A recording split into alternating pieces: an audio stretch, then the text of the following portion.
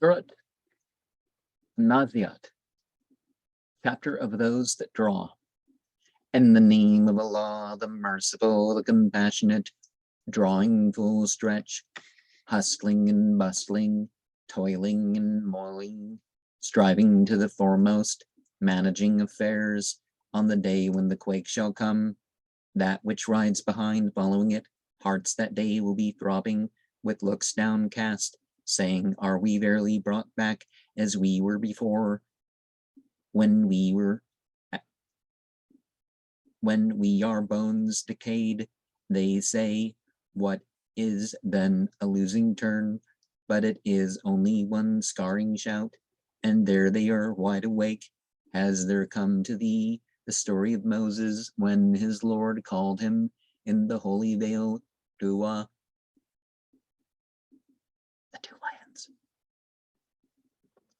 Go to Pharaoh, lo, he's become presumptuous, and say, hast thou any desire to purify thyself, and that I should guide thee to thy Lord in fear? So he showed him the great sign, but he counted it false and resisted.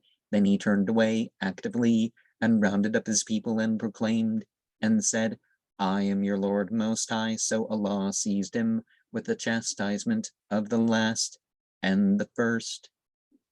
Surely in that is a lesson for those who fear. Are ye more difficult to create? Are the heaven he built it, raised high its vault, and set it in order, made dark its night,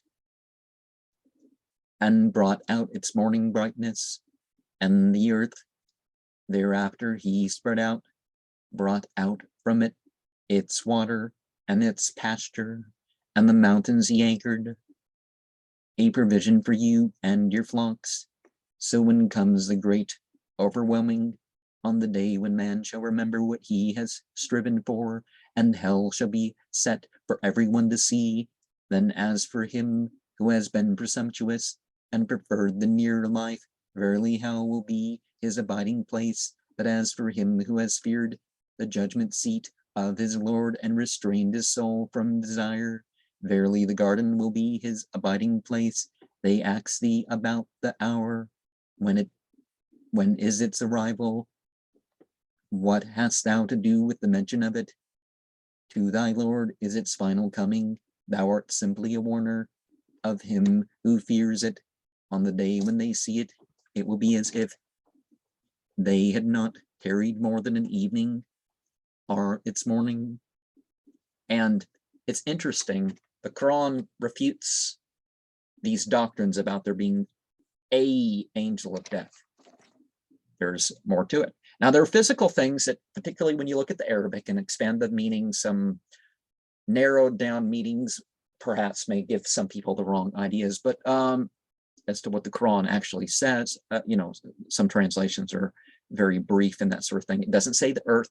The earth is like a particular round shape. It's not a perfect sphere, and the Quran goes into that. But and the roll the night into the day. I think this is the verse that talks about it rolling. So again, so that makes you think of sphere, not flat. So that kind of refutes the misunderstanding there.